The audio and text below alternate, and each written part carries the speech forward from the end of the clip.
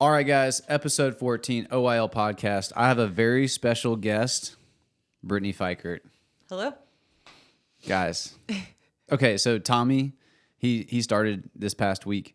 He came to Bring a Friend Day last weekend. Dude, Tommy, you haven't been here a week. You're on the podcast. He actually came to the High Rocks PFT day we did. And then he did the High Rocks when I did it. So I'm in the tunnel, like getting ready to start. And someone taps me on my shoulder. And I was like, and it was Tommy. And I was like, oh, what's up, man? So I've talked to Tommy and we've stayed in touch through Instagram. Well, he came to Bring a Friend Day. And he was like, oh, yeah, there's Brittany. Like, she really lives up to her Instagram hype. And I was like, that's so cool because, like, he doesn't, you know, like, he doesn't train with us, and he does now, but, like, he's been watching, and so he already knew who Brittany was. So for you guys who don't know who Brittany is. Here I am. Brittany is our coach of the 5 a.m., 6 a.m. class. She is the operation guru at the gym. She's in charge of that and member care. And she is, I mean, a strength and conditioning coach. She's a national level Olympic weightlifter. She's a stud, man. So don't let her not tell you, not let her tell you that stuff. Excited. We're going to start a little different. We're going to throw up a fired up subject first, and then we'll get into, we're going to talk about Brittany for sure, but RX or nah? RX or nah? So whenever there's like CrossFit workouts, like there's this idea of like logging a score of as RX or as scaled. And we use SugarWOD. And SugarWOD has those two options, like RX or scaled. But I don't know, Brittany, what do you think about RX or scaled? First of all, I feel like CrossFit historically has not done a great job at incorporating like the whole athlete. It's this idea of like, did you do what I wrote in an expo marker on the whiteboard, or did you modify something? And that, in a nutshell, is did you do RX or scaled? And if you are not a competitive athlete, why does that matter? Even if you are a competitive athlete, why does that matter? And the only reason that it matters is for the CrossFit Open, which again comes back to CrossFit as a brand. So I think that it's funneling back to CrossFit as a brand versus the affiliates doing their own thing. And, you know, so for example, we do a workout, it has certain movements, and we may prescribe certain weights or like a box height or a running distance or rowing distance. But the spirit of it is, the idea behind it is, what we're trying to do is like, hey, we train as a group. And so we're going to do the same thing. But the concept of scaling is actually, hey, we're going to make this adapted to your current fitness level. Right. And now when I say Brittany is a strength and conditioning coach, like that's what she went to school for. Mm-hmm. Like, it's not just like, I just hang out and think about this stuff for fun on the weekends. Right. So, I mean, how does that work? Like with strength, like if you want to get somebody results, what's the best way to get somebody results? Yeah, so I got my master's in strength and conditioning, and to answer your question quite frankly, I believe that the best way to get results is to ask the athlete what their goals are and then program accordingly. And if I have an athlete that their goal is they want to become a collegiate level football player, and that is their goal, we look at, okay, what are your numbers? Where do you need to be? And how do we get there? A lot of times it's percentage work, you know, back squatting 80% for 5 reps, 4 reps. And, you know, you're doing that over 5 sets because that shows growth. You know, we have markers that we can track. But for the everyday individual that walks into a CrossFit gym, you have to ask yourself why you are there. And a lot of times it's to be healthy. You know, to live my life outside of the gym, to be able to play with my grandkids. Do they need to mark RX or scaled? I would argue no. Yeah. The cool thing is, the reason I like the example of percentage work is it's adapted to the person, and it's in a realm of what we understand as far as like the human body and what it responds to. Like percentage work is dialed in so that we know from lots of testing and samples over time, like, hey, like if we work in these ranges, we can move this up. Like that, it's science behind it. It's hypertrophy. Yeah, and so we know that stuff. But like for the everyday athlete, like you mentioned, like strength doesn't need to be aggregated by percentage over time. We just want to make small incremental improvements. Right. And so that's why, like in a class, we may not use percentage work. We just lift using certain sets, and then we just try to go a little heavier than last time. But even then, like, I mean, think about this. This is actually the thing I think about most is like, okay, cool. I'm cool if you want to do like the performance route, but you have to level up your sleep, nutrition, mobility, and recovery to that. Right. And most people, if their goal is health, I mean, most people in our gym, like they have careers, they've got kids, they've got like lots of stuff that's going on. And my guess is if they were to be confronted with the type of work that it takes to do the nutrition, sleep, recovery, mobility to line up with those types of trainings, like it would probably not work out. Yeah.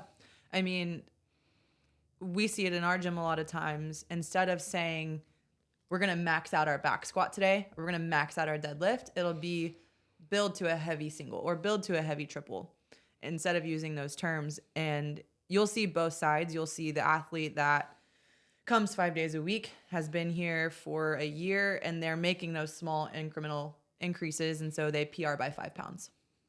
But you'll also see the athletes that come in 3 days a week. They've been here for over a year, and they don't make any progress. And they ask us why, and I'm like, well, what did you do this weekend? Did you go to the lake and have drinks and hang out with friends and stay up too late? Because the athletes that have the goals to compete are not doing those things, which is fine, but that's why it comes back to the question of what are your goals and what are you willing to do to get there? I had a conversation with an athlete the other day.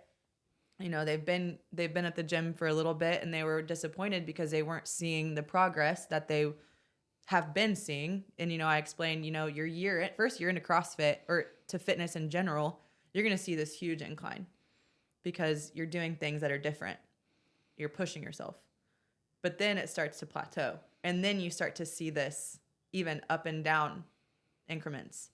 And that's when you have to have the conversation of like, okay, where do I want to go? What am I going to do to get there? Because then that's when you have the conversation of like, okay, I got to start tracking my macros and start eating. I got to start tracking my sleep. I got to start recovering better. I got to start coming in on open gym days and doing skill work. Are our athletes willing to do that? That's up to them. But a lot of our athletes are just there for the general health and well-being of themselves. Yeah, and part of that is it's okay if part of your health and well-being is like, hey, I'm doing, fancy word, the minimum effective dose to make sure that I'm moving forward and slightly upward because my target is a long, distant horizon. Like I got a long ways to go. I'm 34. I'm trying to get to 84. How can I make sure I get there and just make sure I'm doing what I need to? Whereas like when we talk about performance, that's MRV, maximum recoverable volume. Are you proud of me, Brittany? I'm so proud of you. Yeah, maximum recoverable volume, which is like what's the most we can do yet still recover. So you're kind of riding this line. You're trying to squeeze as much gain as you can, but in order to handle maximum recoverable volume, you have to recover from it. Right. So like, yeah, this is a hot subject, So well, it's funny because we see weeks like this week where you see the fittest on earth, and you see the training that they do. 3 days, they're in a weightlifting gym for 2 hours a day. Then they go to the gym for 2 hours and do some crazy Metcon, and then they go to the pool that afternoon. But the thing is that their nutrition is down to a science, their recovery is down to a science. They have a coach probably for every area of their fitness, and it's all down to a science. Again, our people, they're waking up, going to work, coming in, working out for an hour. Like it's just a completely different game. And so whenever we talk about RX or nah, like we're joking, but also serious. Yeah. The reality is what we're trying to do when we come into a group class environment and we agree that the majority of our goals are general health. Like we're like, hey, I do want to get stronger. I want to have better conditioning, better stamina. Like, I want to improve my body composition. Like, we all want to do this, but we're not trying to peak it out and do it as fast as possible. We're trying to continue it on long term. Like, the idea of a workout being written one way is like, hey, this is kind of the idea of what we're doing today as a group. But the stimulus is how we all want to feel during the workout, because we're trying to get the same type of training today. So, like, for example, if we do a workout where we're going to be doing some front squats that are relatively lightweight, and we're trying to do, 12 to 20 reps every time we pick up the bar, hypertrophy work. You know what I'm saying? So, like, there's a reason behind, like, hey, today we're squatting, but the goal is lighter, longer sets, probably going to do 4 or 5 rounds. Like, back in the day, like, well, not back in the day, people that still do bodybuilding, but like the idea of doing a couple sets of higher reps, like, that's hypertrophy, that's to build muscle mass in a certain way.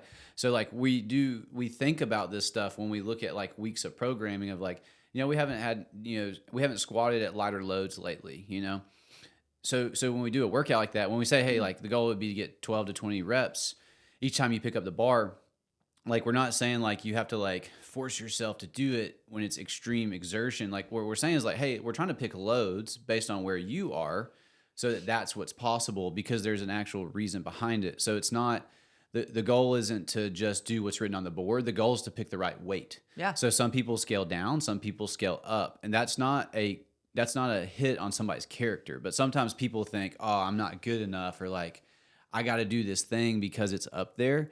But, like, if you do that, like I was saying, like, say it's like a weight that we're going to do 15 reps every round that we get to the bar, and you're doing sets of 3, like, you're actually missing the training benefit. You're actually missing the intent, so that you could get more out of your fitness if you choose the proper thing.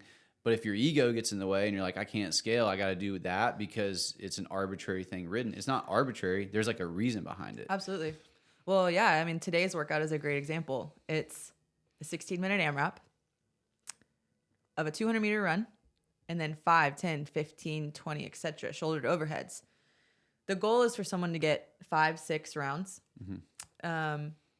But if someone picks a weight that's too heavy, they might only get 2 or 3 rounds, which is completely missing the mark. And as the programmer, I'm the one that's sitting here looking. That's Brittany. That's me.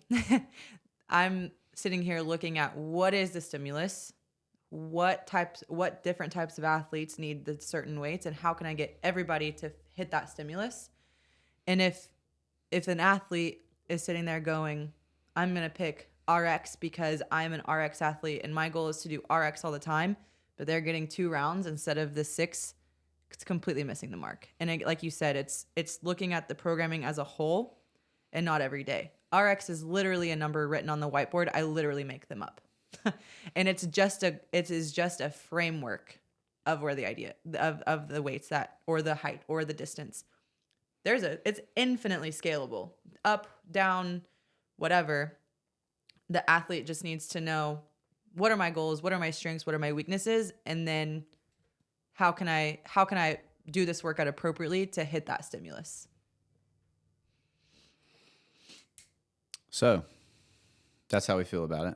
But what we want, though, like, we want people to see progression, like, so when we scale workouts, I have multiple stories of people who have come to us from other gyms and stuff like that. And whenever they get there, the best example I have is this, the wall ball. The wall ball is supposed to be a light load moved for many reps, right? And I've had men come from other gyms, and when they use the 20-pound medicine ball, which is commonly prescribed as RX in CrossFit workouts, and there's nothing wrong with that inherently. Like, if they're just picking a number, like, say it's the 20-pound one. But the idea is that if you're going to choose the 20-pound and you're doing a workout that has 30 wall balls, is like, the idea is to do it in 1 to 2 sets. The idea is not to do it in 6 sets of 5. But I've had people come to the gym and they've always been like, yeah, I usually do like sets of 3 to 5 just to break it up. And I'm like, that's not the goal. And what happens is, I'm like, I stick a 14-pound ball in their hands, and all of a sudden they're doing, sets of 15. But then they're like, oh my gosh, like, this is totally different. But what's cool is the next time they pick up the 20, they have more capacity. And so, because the goal of that movement is not to do it with 20 pounds, the goal is to get better at the actual point of the movement. So whenever we talk about, like, snatching, like Brittany likes to snatch, like, the actual goal is to fully open the hips and then to accurately move underneath the bar. So it's like, the weight doesn't matter if those two things aren't happening. We did back squats last week, and I told all my people in my class, I was like, look, man, no missed reps today. And if your reps start looking funny, we stay at that weight and try to make them look better. We don't go up, because two things are happening when you're training. You have the organic and you have the inorganic. Dude, this is good, Brittany. We're getting into it. Your organic is like your literal body. So your bones, your tendons, your ligaments, your musculature, your heart, your lungs, like all that type of stuff. The actual organism, like part of your body. So like when you're getting under load, like you are stressing your musculature, you're stressing your joints, you're stressing your bones. And the goal of that is for them to super compensate, like to get stronger. But there's the inorganic or the neurological. So like when you're squatting, you're doing it and your brain is learning efficiency by the movement and learning what to do when you're under load. So like if you get to heavy loads and your movement starts going downhill, like the problem is you're ingraining an inorganic or neurological pattern that's poor if you keep going heavier. Right. So like there's a point where it's like it actually doesn't benefit you to go any higher, but if your ego gets in the way, all of a sudden you're like, well, I got to lift more weight. Well, it's like for what? You know, like just Absolutely. So you can say you lifted it, or like, do you really care about your body's health in 20 years? Right. And there's just a lot of days where like I'll have people do drop sets because they'll get to a heavy set and it looks cool, but I could tell that really like they exerted a lot of energy. And I'm like, all right, cool. Let's just go down. And I just want you to focus really hard on how you move. And like some people absolutely love that. They come to us and they're like, oh, okay, coach, I trust what you're saying. Mm-hmm. And we're never trying to take something from them, but there are some people where they're like, it's a personal hit. Absolutely. Absolutely. Well, and that's before we started talking about this. It's like, why does RX matter to somebody? Why does PRing your back squat matter to somebody? Why does going heavier than the person next to you matter to people? And if it's checking a box on an app on my phone, we've completely missed the mark. Now, if the goal is to be better than I was yesterday, and yesterday I couldn't do this workout RX, absolutely, that's perfect. Because we repeat a lot of workouts, and those are benchmarks that we test, and those are okay. You know, if we do Annie 50, 40, 30, 20, 10 double unders and sit-ups, and you do it scaled because you haven't mastered the double under, but the next time we do it, you do it, and your goal is, you know, I can do sets of at least 10 double unders now. And you're like, even if I time cap or really get close to this time cap of a workout, but I want to do it RX because I've been practicing of this skill and you want to test it, then that's really cool. But if your goal is just to be an RX athlete and miss the mark of the stimulus all the time, then again, we're missing the long-term health benefits. We're missing the programming as a whole. We're missing those marks that produce the longevity of what functional fitness actually is. And that's what we want to get to, right? We want to be functional humans. If we are beating ourselves up in the gym every day, mentally and physically, you know, we talk about the physical, but we don't always talk about the mental part. It's affecting our lives negatively outside of the gym. And again, it goes back to the question of like, why are you training? Are you training so you can be a competitive athlete, or are you training so you can be a grandma that gets on the floor and plays with her kids? And if we're beating ourselves up just to press that RX button, then we've missed the mark. We are having more negative effect than a positive effect, which is why we need to be in the gym in the first place, you know? I hear background music. You hear it? No. Okay. I'm losing my mind. All right. Well, we're back after that brief intermission because I thought I heard some background music. I think I did earlier, but I don't hear it anymore. There's been elevator music playing this whole time in the background. Yeah, we're like, where is that coming from? But yeah, that's cool, man. That's been something for me just in CrossFit. I remember when I first started coaching way back in the day, I just remember very quickly, the gym I coached at, like we had a lot of like everyday people.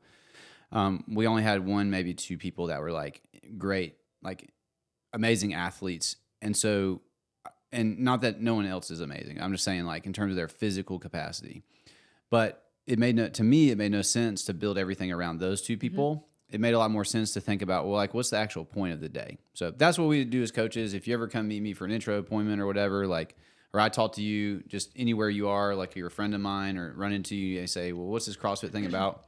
What's the goal? I was like, well, at my gym, our goal is to make sure that it's proper for you so that long term we actually make progress. So whenever we talk about scaling a workout or modifying or whatever word you want to use for it, all it means is everybody's in a different place today. Yeah. That's really all it means. Well, the old motto used to be program for the best, scale for the rest.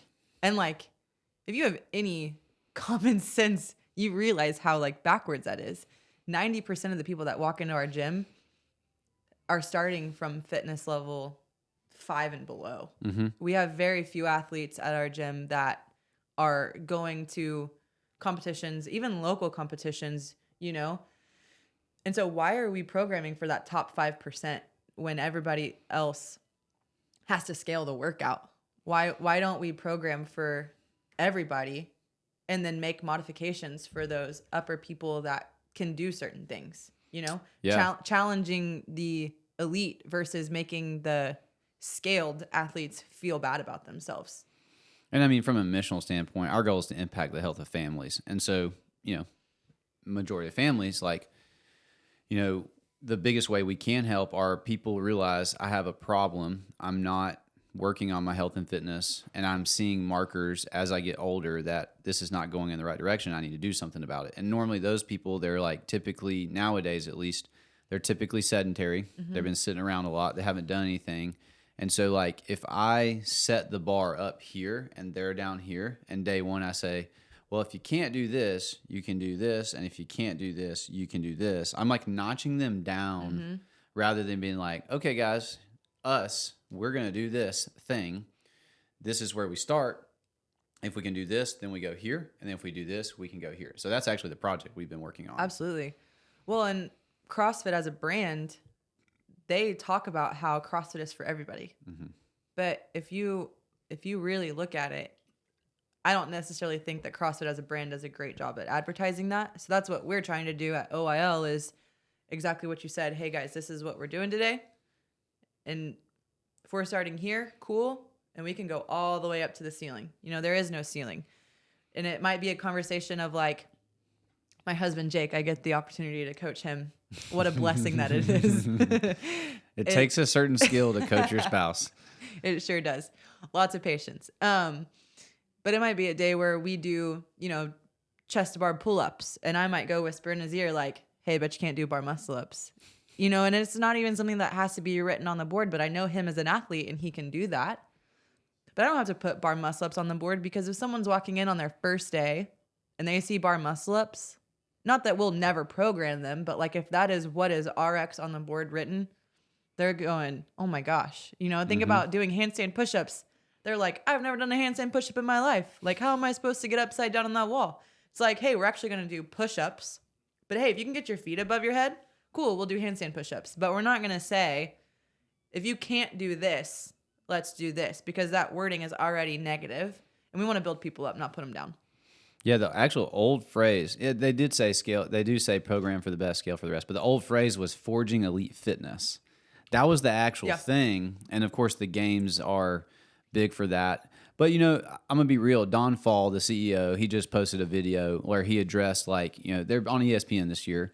That's a big thing. But he did, what he was talking about was like, there's a level of inspiration that comes from that. But there's also a level of work in affiliates where we're the people that when people get inspired or they get interested, they come to us. And so I remember when I was like inspired by seeing it and I was like, man, this is cool, dude. Like I got to find out. And I went home, couldn't go train an affiliate because I didn't have any money at the time. I was in rehab and I got the L1 manual and that's how I learned. I read that. That doesn't surprise me at all. Yeah. So I learned from the L1 manual, the level 1 manual. It's still very similar to what you would do if you did the L1. And there wasn't a lot of YouTube videos back then in 2012. But I just remember learning about it, being like, this is cool. But I remember when I went to the affiliate, I'm like, oh, this is awesome because we were all doing the same thing, but like we were just like we worked out with Dr. Decker. He was in his 70s, my coach's dad, and like we would work out together, and it was fun because of the banter and being around and like getting the sweaty fist bump. But it was like this professor at my college and me working out together, like in the same room doing the same thing. Like that was what was cool. But what I appreciate about Don is the new CEO is he's interested in getting the sport more popular so that more people see that, but helping support affiliates in doing what we're trying to do. Like understanding that the work of the affiliate is not necessarily to be a house for competitive athletes to grow into games athletes. The affiliates are like, hey, this thing is bigger than just this sport. Like, we're all real people, like with a common goal, and this methodology can deliver it. And his thing is the affiliate is where we can be the person who makes it doable for that individual. Our choice has just been, rather than saying program for the best, scale for the rest, we're going to say, hey, we can get you started here, and then we can scale up as much as we want. Yeah. So, well, Brittany, you have a master's in strength and conditioning. I do. What made you want to get into that? When I was literally in middle school, I've always been athletic. I played all the athletic, I played all the sports. But I remember in middle school, I think I was in like 7th grade. So it was the first year of like team sports at school. And I told my mom, I was like, I want to be a coach when I grow up so I can wear sweatpants to work. And that's where it started. Still doing it. Ever since then, I mean, I've just always been passionate about training. In middle school, I had a great coaches that got us into the weight room and taught us how to squat and press and do all of those things properly. So I've just really been interested in it since I was little. I played collegiate softball and I got my Oak Woo. I got my, no one knows what that is. Small Christian private school. IYKYK. If you know, exactly. You know. And through college, I got my undergrad in sports and recreational leadership, which was kind of like the businessy side of athletics, which was really, really cool. But I really wanted to get more into like the sciencey stuff, the coaching stuff, how to coach people and athletes properly, how to program. And then I got my master's in strength and conditioning, and that was really where I like dove into what I was passionate about, how to program, how to get athletes from point A to point B. And it's really like an art form, and I really like it. It is an art.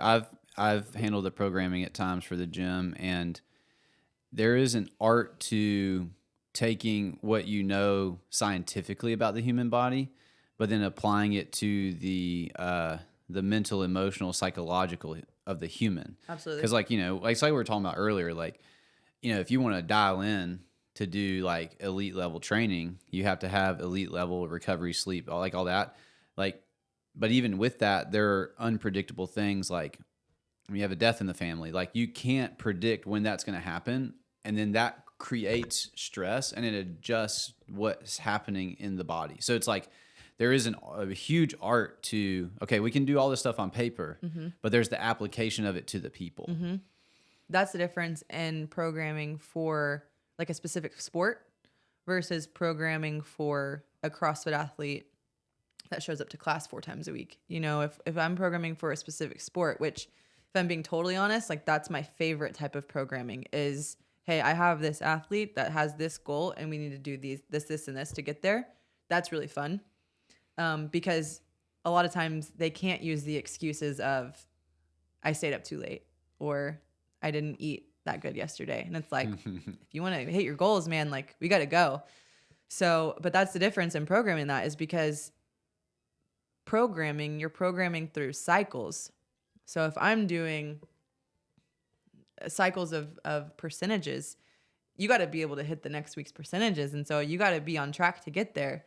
As a CrossFit athlete, as someone that's, doing it for health and fitness, again, we're looking at the long term. But the sciencey part of it, of like the hypertrophy and all of that, that's my bread and butter of like, hey, we did 5 sets of 4 last week at 80%. This week we've got 5 sets of 3 at 85%, and you better hit them. I've done this.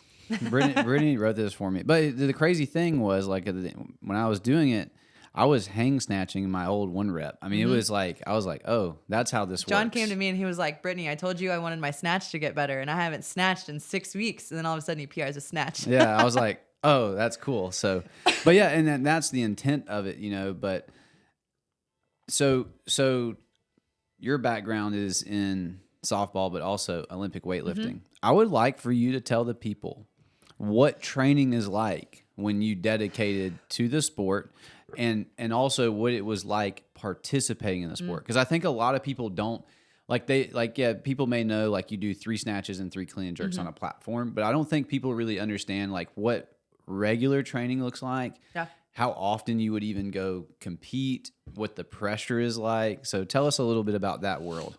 How many years do you do it for though? How many actual years when you're like, hey, this is my sport? Competitively, 3 years. Okay. I trained for 4, but like a year before I started competing, I was training. So, so right out of college, I graduated in 2018. I started an internship at a gym that specialized in Olympic weightlifting. We had a really big barbell team for being a pretty small town, and I learned a lot. I'd never, other than CrossFit, I'd never done weightlifting at all, but I quickly fell in love with it. I like lifting heavy things. What can I say? Except for squat and deadlift. I don't like powerlifting. I like weightlifting. So I started working there and started training. I hear it now. We're going to pause real quick. I'm turning this music down. Okay. There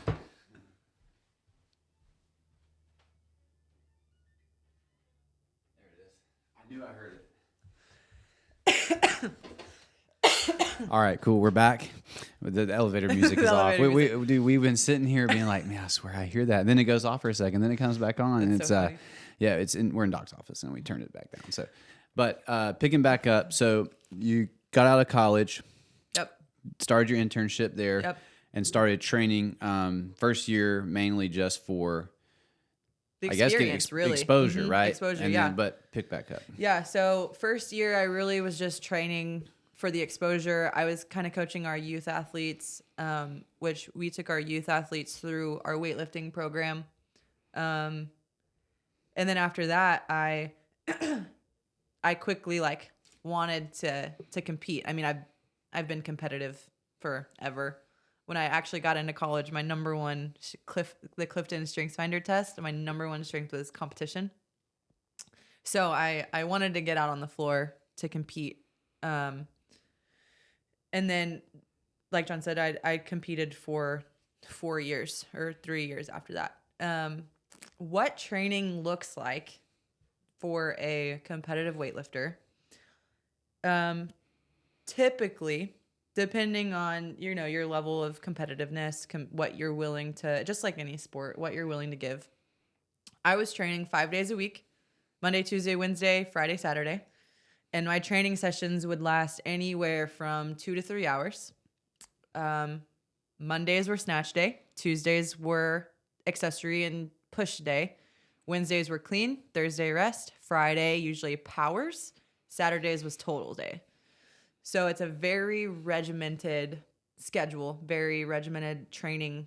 And it's exactly what we were talking about. I mean, you go through cycles, usually 6 to 8 weeks of cycles, literally focusing on your weaknesses. The physical demands are crazy, but other than that, I would say that the mental demands are even more so. As a weightlifter, you're focusing on 2 lifts. You can break it into 3 if you get fancy. Your snatch, which is wide hands from the ground to overhead. And then you've got your clean and jerk. Clean from the floor to your shoulders, jerk, shoulder to overhead. You got to get good at those 3 lifts. You can't be a good weightlifter or a weightlifter at all if you're not good at one of those lifts, So training days, you would literally video every single lift and then critique it and then do it again and critique it and do it again and critique it. So lots of, hey, I'm doing this thing wrong, and not a whole lot of, hey, that was pretty good. It's those little slivers of progress. And there were a couple of years. I mean, just like in CrossFit or anything that you're training, the first year you just skyrocket. Your technique gets better, your strength goes up. After that, you plateau and you're chasing 1 kilo at a time, which is very hard mentally. 1 kilo is 2.2 pounds for you American folks. Sorry for the Americans. And it's scored in kilos, just so you know. If you ever see weightlifting and people like, oh, those weights look that looks like a lot on the bar, but not a big number. It's because it's kilograms. 2.2. 2.2.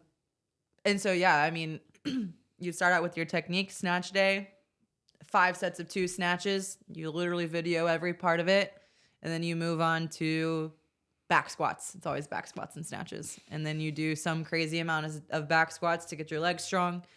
And then you usually do some type of pulls, which at that point you're an hour and a half, 2 hours in. And then you do accessory work, because accessory work is where all the little things come in. You do that 4 days a week. Saturdays were total days where you hit both lifts and see where you're at. Not max out all the time, but you usually do both lifts because that's what you do in a competition. And then usually we're training for a specific reason. It would be really hard to do weightlifting if you weren't training for a specific reason, meaning like for a competition coming up. Some people train it just because they really like the lifts. Mm-hmm. I personally wouldn't enjoy training weightlifting just for the fun of it. I would have to have some type of competition coming up. But you're usually competing once every 4 to 6 months. And you have one really big competition a year usually, which would be some form of like AO, nationals, something on the big stage. So there's a lot of local competitions. So we would do cycles and build, and then travel to a local competition a couple hours down the road. And then so far out, you would try to qualify for nationals. And in weightlifting, you have weight group categories, weight class categories. So you're competing with people that are the same size as you. Maybe not the same size, but the same weight at least. But when you get to competition day, you hope and pray that it's a good day because you've been training months, 6 months, For 6 minutes. For 6 minutes. Not even, When you go on the platform, you have, like, when it's your turn, we'll talk about what it's like actually in the backstage or whatever, but you have 1 minute from the moment you're called to go execute the lift. Mm-hmm. So, you get called, you go up, you can chalk your hands, walk on the platform, set up or whatever. But that, as soon as you get called and you start, it's 60 seconds. So you get 3 snatches, 3 clean jerks. So 6 minutes, you train 6 months to execute for 6 minutes. Yep. Yeah, it's pretty intense to say the least. So you get to competition day. Maybe traveled hours, plane rides, nationals. The last competition I did was in Vegas. So we flew all the way to Vegas. We were there for a week. Actually, we were in Vegas for 8 days, and that was a very, very long time in Vegas. But we had youth lifters going all week and everything. But we were there for a whole week. And so whenever it was finally my time to go, you literally just hope and pray that it's a good day. I ended up getting sick, which was awful because I had been training so long for it, But you get to competition day. First, you have to weigh in. So you have to hit your weight. What's the time frame? 2 hours. Okay. 2 hours before. You get an hour to weigh in. If you do not make weight, you have the opportunity to try to cut down. I've had the opportunity experience to do that. There was a local competition one time that I was competing in the 76 kilo weight class, and I think I weighed in at like 77, 78. Guys, that's 4.4 pounds. I cut that weight because I'd already qualified for nationals, but I needed to compete at my weight class to be, at weight to see how I felt. I sat on a bike in full sweats, sweatpants, sweatshirt, maybe even doubled up, and biked for 40 minutes with Sour Patch Kids, sucking on them and spitting them into a cup because the salty, sugary will make you salivate, and then you spit it into a cup. So you're just literally dehydrating yourself. Get up, go pee, sit back down. I cut all the way down, but I lifted terribly. I did decent in my snatches, but I remember I hit one clean and jerk, and then my last two I failed because I literally had nothing left in my legs. So yeah, you get 2 hours to weigh in. You can weigh in all the way down to naked if you want to. That's fun. But then you have to replenish and you lift 2 hours later. The difference in powerlifting and weightlifting, powerlifters get a 24-hour weigh-in. So they get to weigh in 24 hours before they lift. So a lot of times they'll cut like 15, 20 pounds, and then they'll literally like hook themselves up to IVs to rehydrate themselves. Don't recommend, but weightlifters is a little different. So 2 hours, then within 2 hours, I mean, that's 2 hours to like the clock to go. So about an hour out, you start warming up. There's a back room. So what you see on the big stage, usually there's curtains, and then behind there's all the platforms, barbells, plates, big TVs, your marshals there. And you start warming up. And I mean, at this point, you know how many sets you have, how many or what numbers you're doing for each set. But the coach is really important here, because whenever you weigh in, you tell the people that are weighing you in what you're going to open up at. What are you going to open up at your snatch? What are you going to open up at your clean and jerk? Cool. They write it down. And then before go time, they list everybody. And the thing about weightlifting is the barbell never goes down. So whoever's opening up at the lightest snatch goes first. Whoever's opening up at the heaviest snatch goes last. And then obviously everybody's in between. So the coach is important because they're like, okay, you are 5 out, which means about 5 minutes, right? Because every lift is about a minute long. But there's a bunch of changes and all kinds of crazy stuff that you can get into. So you warm up, hope warm-ups go well. Because, I mean, again, you're opening up at a sub-maximal weight. And if you ever miss a lift in the back, it usually is really intimidating to hit something heavier on the platform. So you hope warm-ups go well. Then you sit, and you wait for them to call your name. You usually sit while you're like 2 people out. Get your head right. This is where you have their headphones in, your towel wrapped around you. I don't know. Get your smelling salts ready. Did you use those? Yeah. I didn't use them all the time. I never used them for competition. Got me 2 up, but I would use them in the gym if I was going for like a really heavy clean and jerk. Never for snatches, but for clean and jerks, yeah. In the words of, I think it's Dave Spitz, snatch what you can, clean and jerk what you must. Yeah, yeah. That's because, well, the snatch is really, you have the lower degree of error. Like, you don't have a lot of room for error, because once you're under that bar, I mean, just a little bit forward back, you're probably going to lose it. But the clean and jerk, you can use your body to figure it out. Yeah. You know. Yeah. So you're there, you're in the back room, you're in line, but then something that people can do is they can change their weight. So you thought you were going too deep, and now you're like next up. Yep. And so not only is there this pressure of, man, warm-ups are going this way, I'm going to start this, I only have 3 opportunities.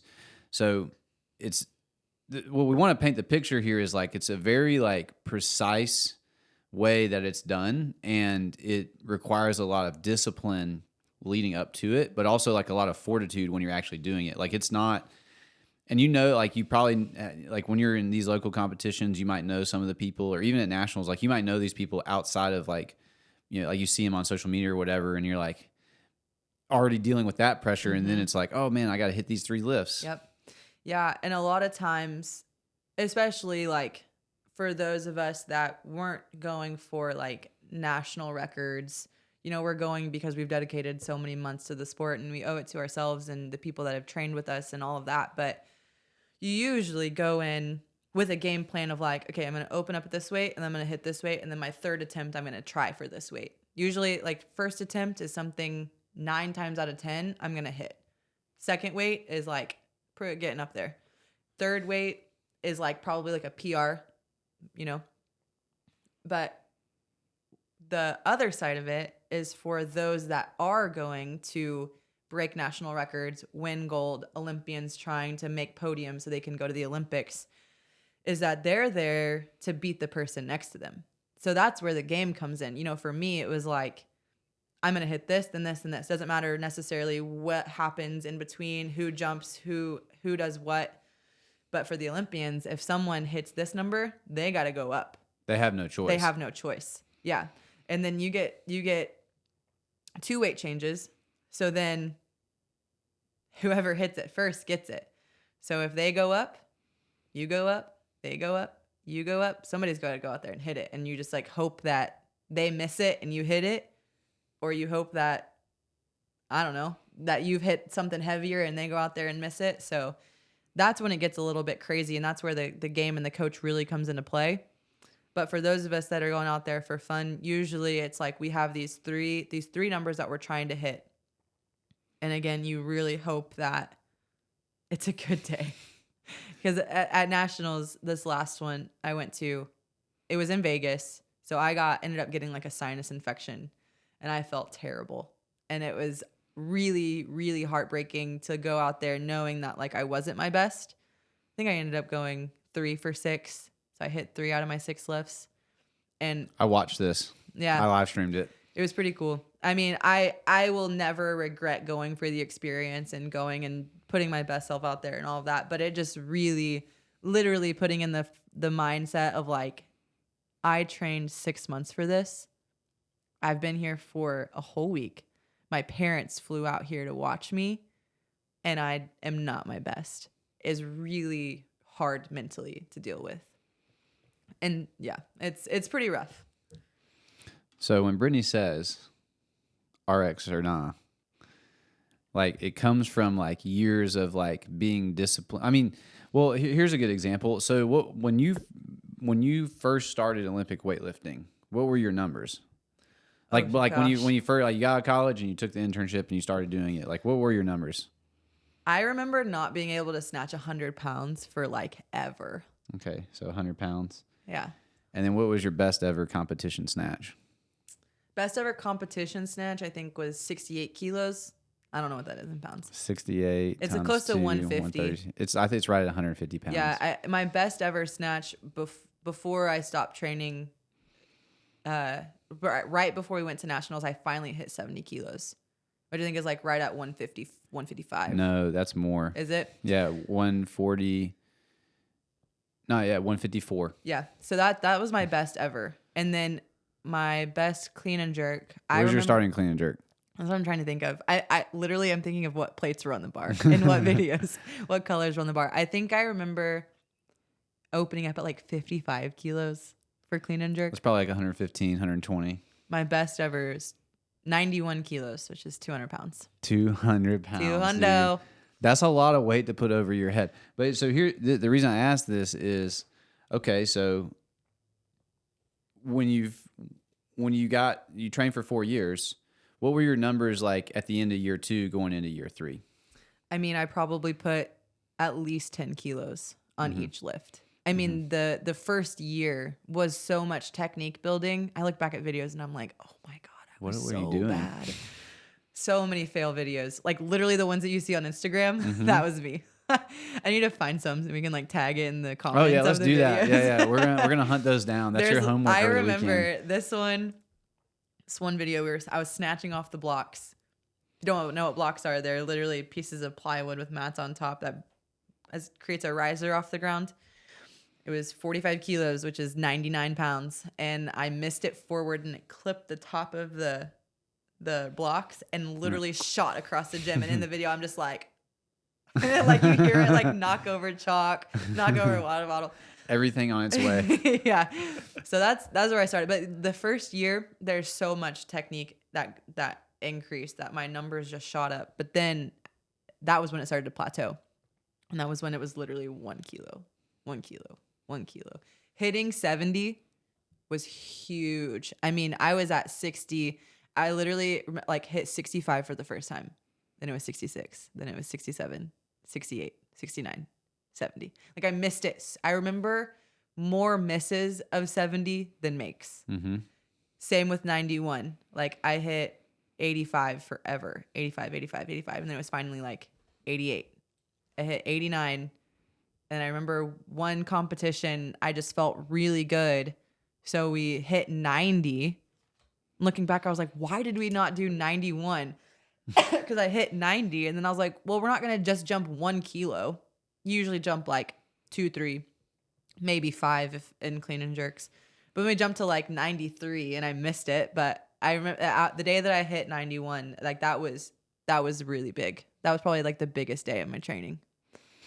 The reason I asked is like, yeah, I mean, we started talking about the RX scale stuff and all that. Like, I think the biggest transition that someone can go through is shaping their identity around their performance and then moving that to their identity around their effort. And so, like, because when it comes to training, like she was saying, like she had huge gains in year 1 because of technical inefficiencies and just general exposure to strength work. And that's what a lot of people, when they come into our gym, like they may have the prerequisite capability, but they don't have the capacity or the control to do the thing. And so it's like, we just get them there on those things. And that's what we would call like the low hanging fruit. But like the long-term training, like we're doing this for like a really long-term thing. This is, yeah, we want to have fun. And like she said, if you want to hit a goal and we want to get there faster, we can set up a plan for that. Like that's doable, but you have to be willing to execute the plan. And you can't get upset if you don't get the result if you didn't execute the plan. And even if you did execute the plan and you didn't get the result, like it's more about you and your identity being built on your effort than it is whatever that outcome is. Because she did all of that and then goes to Vegas and gets sick. Like that's an uncontrollable thing. Like, yeah, you could have just like, I mean, you could have isolated yourself in a bubble. You know, like I don't know what you could have done, but like the reality is when it comes to what we're doing, like we're trying to shift where our identity lies. Most people struggle with this type of stuff because their identity is built upon what they can do, which is cool, but it's actually more about your identity built on like the type of person that you are. Like I'm the type of person who can stay committed even when it doesn't feel like I'm making progress because I know I'm on the right path. Right. That's more important with training. And that's why I wanted her to tell you about Olympic lifting because, man, CrossFit, you can like PR like on 6 different things in 2 weeks. Yeah. I mean, like you know, it's kind of cool. Sidebar. I tell people when people are like, man, I never get this snatch thing. I was like, go ask Brittany how much she snatched for 4 years. Yeah. And they're like, what? I'm like, dude, she did it. She specifically snatched, I know, at least 2 days a week for 4 years. And they're like, oh, I was like, yeah, we love this exercise, but this movement, but we're not doing it in the professional sense, you know, like we're going to get better a little bit at a time. But any thoughts on that? Yeah, I was just going to say, like, in weightlifting, we talk about, or any sport-specific training, you talk about, like, you have to fall in love with the process. Because if you fall in love with just the competition and just the gains, you're going to fall off real quick. And just like in CrossFit or whatever style of training that you're doing, I encourage people to fall in love with the process, because if you're constantly focusing on the results or what you're not doing versus what you can do and what you are doing and what you're showing up with every day, you're going to lose interest really fast. And we're in it for the long-term health. We're in it so that way whenever you're 80 years old, you can get on the ground and play with your grandkids. I always say that because like that's what I want to do. You know, I want to be 80 and be able to play on the grounds. I don't want to be the 80-year-old grandma that can't do that, you know, that has to say no to certain things. So, and that's why I really enjoy doing CrossFit now. I've done the weightlifting thing, and not that I'll never do it again. I'm actually doing competition next weekend. Yeah. Yeah. So when you guys listen to this, this drops on a Friday, the next day. Oh, shoot. Brittany will be on the platform. Wild. I need to put my lifters on, get my singlet out, dust it off. No, but that's why I've really enjoyed training CrossFit, is because, you know, I did this really serious, focused training that honestly got pretty negative towards the end of like, man, I am putting myself in the ground day after day. And I really did enjoy it, but I just didn't see how I could sustain that for a long time. without, even when I was traveling to go visit family, I'd have to find a gym to drop into, and not just for fun like we like to do with CrossFit gyms, but it was like, okay, I got to leave breakfast early so I can go train for 3 hours while, like it just got to be this thing. It was, even though it wasn't a job, it felt, like a little bit like a job. And again, I enjoyed it. But now being able to do CrossFit and come into a class for 1 hour a day, get a sweaty workout in, see some progress, fist bump some people, high five some people, and enjoy it with friends, and then leave knowing that I just did a workout and I'm good for the day. Like, and I'm seeing this progress over the past year has been really cool. And still lift heavy in tennis shoes. And Vans. It's amazing. It's pretty awesome. It's fun to watch. And a weight class down. Dude, it's fun to watch. What's your last charge to the people, Brittany? Man, my last charge to the people is find your why. Why do you want to go to the gym? What are your goals? And what are you willing to do to get there? Dude, drop the mic off the table. I'm just kidding. But I mean, if you want to, you can. Yeah, dude, guys, Brittany's awesome. She's been awesome with the team, but just there's a lot there, man. Like, she doesn't walk around talking about a lot of this stuff on a regular basis. She's very focused on doing her work well and helping people. So she's not one to just come out and talk. And so you guys just heard some awesome stuff. So, but there's a lot more there, man. We're just talking about one piece. There's a lot to her. So I'm excited for you guys to learn more about her by listening to this. But as always, man, 5 and 6 a.m., you can come see her. It's a party. You can work out with her I've seen 9 a.m., 4 p.m., 5 p.m., and 6 p.m. and 8 a.m. on Saturdays. I've been bumping around lately. Yeah, she's been hopping around, so which is cool. So, come hang out with us at the gym. All right, guys, that's the end of episode 14 with the Brittany Fikert. We'll see you guys later. Bye.